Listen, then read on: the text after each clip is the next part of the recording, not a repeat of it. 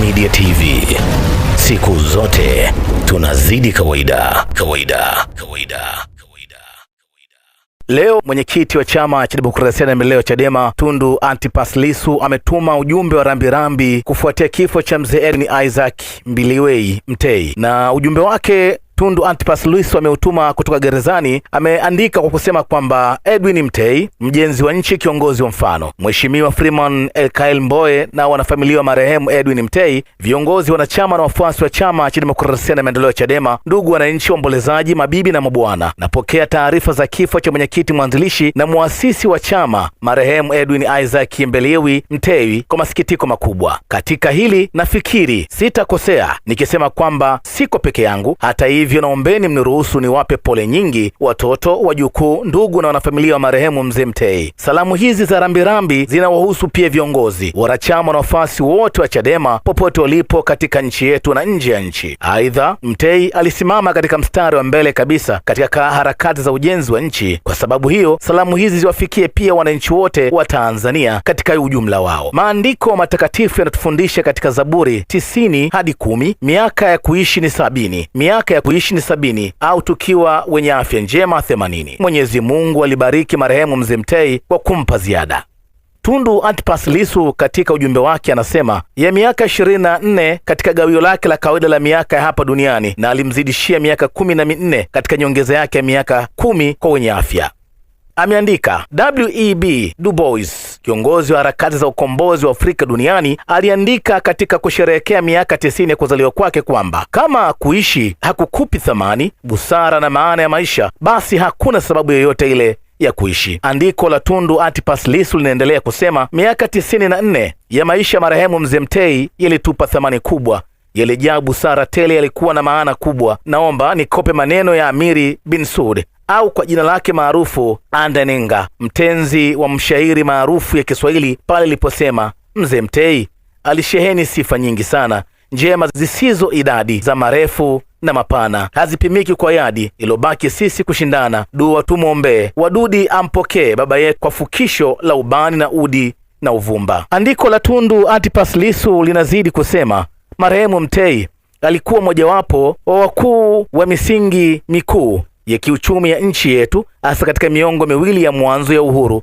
Alikuwa mmojawapo wa wasomi mahiri wa kwanza katika fani ya uchumi wa mara baada ya uhuru. Kwa sababu ya umahiri wake, haikuwa ajabu kwamba pale wakuu wa nchi za Afrika Mashariki walipoamua kuvunja iliyokuwa bodi ya sarafu ya Afrika Mashariki na kila nchi kuanzisha benki kuu yake, Edwin Mtei aliteuliwa kuwa gavana mteule hata kabla benki kuu yenyewe haijaanzishwa rasmi. Kwa yoyote vile itakavyokuwa, jina la Edwin Isaac Mbiliwei Mtei litahusishwa milele na benki kuu ya Tanzania. Jina na sahihi yake yalikuwa kwenye noti za kwanza kabisa kutolewa na benki kuu ya Tanzania katika mwaka 1966 na mwaka 1974, na kati ya mwaka 1978 na mwaka 1981 alipokuwa waziri wa fedha wa Jamhuri ya Muungano wa Tanzania. Kwa nafasi yake gavana wa benki kuu na baadaye waziri wa fedha, mzee Mtei alikuwa mmoja wa washiriki wakuu katika kutunga na kutekeleza sera za kiuchumi za serikali ya Mwalimu Nyerere. Historia halisi ya nchi yetu haikuweza kumtenganisha mzee Mtei na Azimio la Arusha lililopelekea utaifishaji wa mali za makampuni na mashirika binafsi na kuanzishwa kwa mfumo wa serikali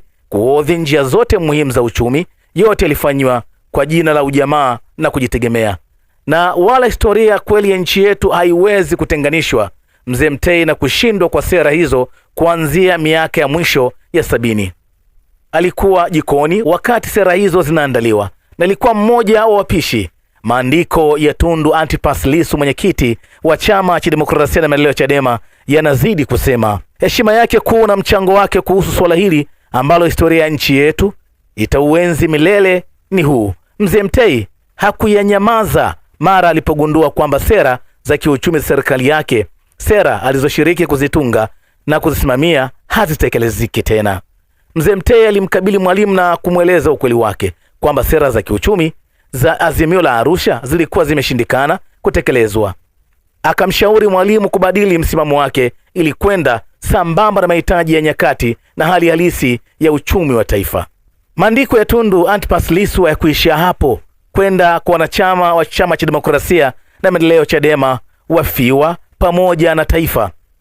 Anasema hili alikuwa jambo jepesi. Mwaka ambao mzee Mtei aliteuliwa kuwa waziri wa fedha, Mwalimu alisema katika mahojiano na BBC kwamba alikuwa madarakani kwa mujibu wa katiba na sheria za nchi yetu, ya kuwa dikteta kama angetaka. Mfumo wa kikatiba na kiutawala wa aina hii sio tu uligeuzwa rais kuwa Mungu mtu, bali pia ulitengeneza mazingira mazuri ya uchawa miongoni mwa viongozi na watendaji wa serikali na chama pekee cha siasa cha wakati huo, yaani TANU na baadaye CCM. Baadhi yetu mtambuka salamu rasmi za kisiasa za miaka hiyo zidumu fikra za mwenyekiti wa CCM.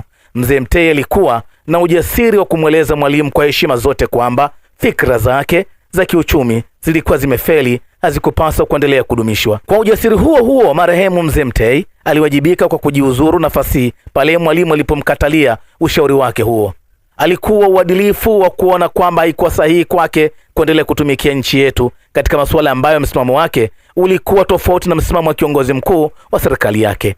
Leo hii, kwa jinsi ambavyo uchawa kwa rais umekuwa ni donda ndugu na umekithiri katika ngazi zote za utumishi wa umma na hata katika sekta binafsi, tunaweza kupima kiwango cha juu cha ujasiri wa mzee Mtei na uzalendo wake kwa nchi yetu. Itoshe tu kusema kama nyongeza kwamba yale yote ambayo mzee Mtei aliyependekeza kwa Mwalimu na yakakataliwa yalikubaliwa na kuanza kutekelezwa.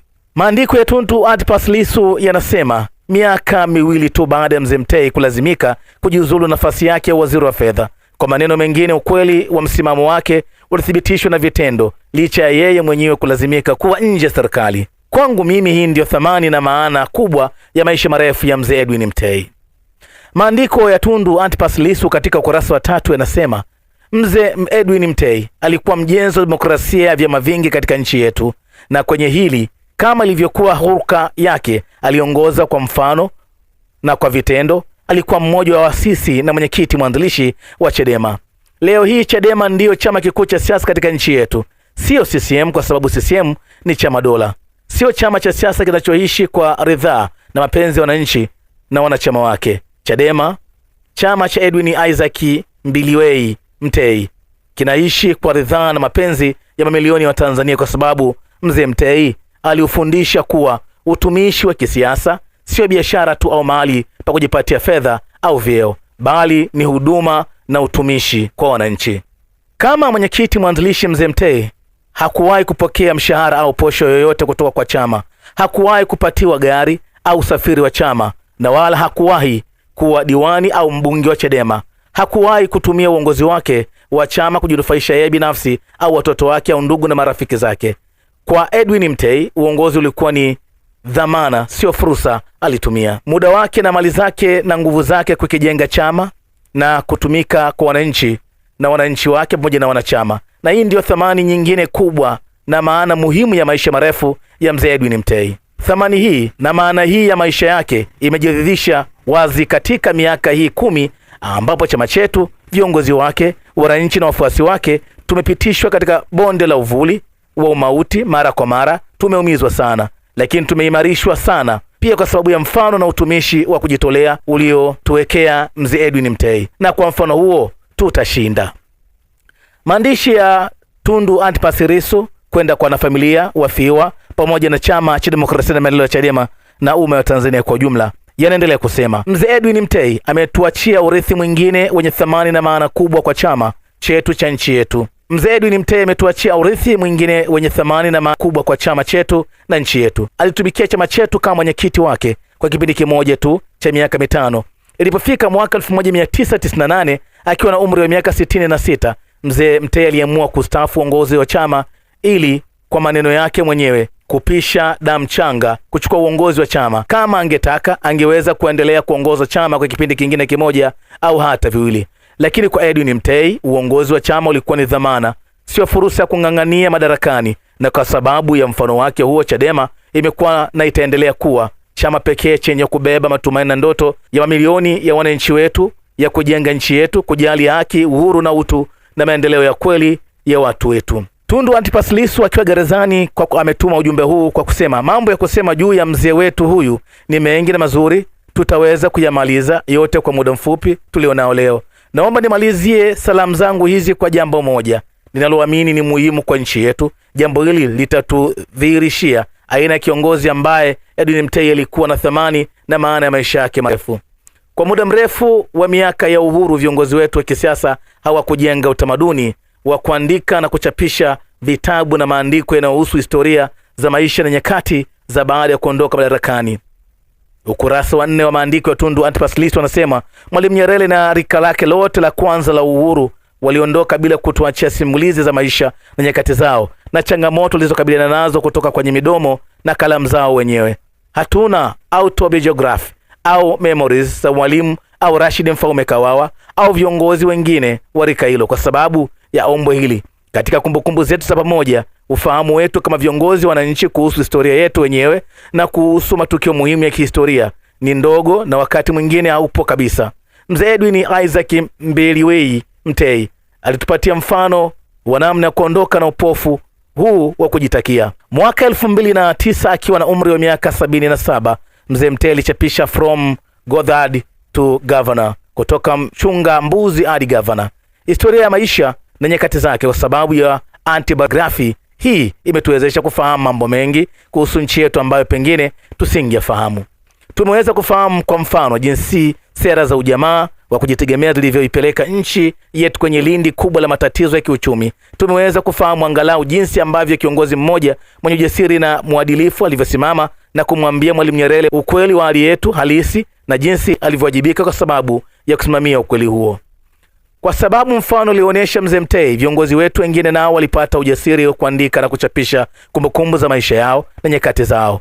Mwaka 2019 marehemu Rais Benjamin William Mkapa alichapisha My Life, My Purpose, maisha yangu kusudio langu, ambacho kwa kiasi kikubwa ni utetezi wake wa miaka 10 ya urais wake. Kwa kitabu hicho marehemu Mzee Mkapa naye alituachia maelezo yake binafsi juu ya changamoto alizokumbana nazo katika maisha yake na alivyokabiliana nazo.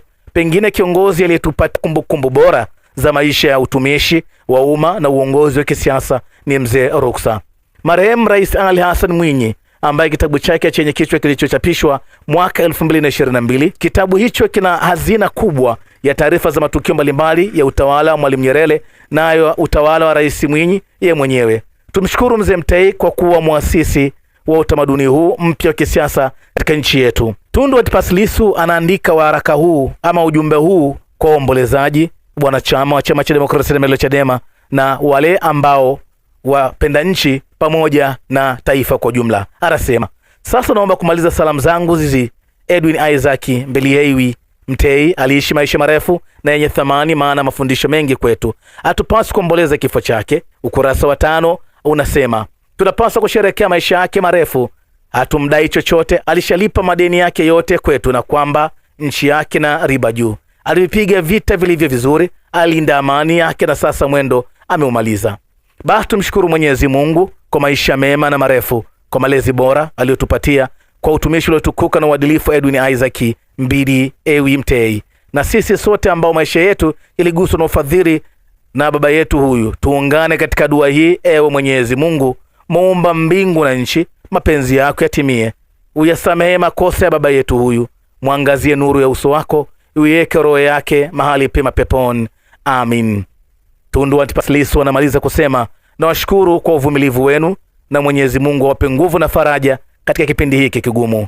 Imeandikwa na Tundu Antipas Lissu, Gereza Kuu la Ukonga, Dar es Salaam, Januari 2026. Endelea kwa karibu na Jongo Media TV, subscribe na kushare ili wewe kwanza kabisa kupata taarifa zetu.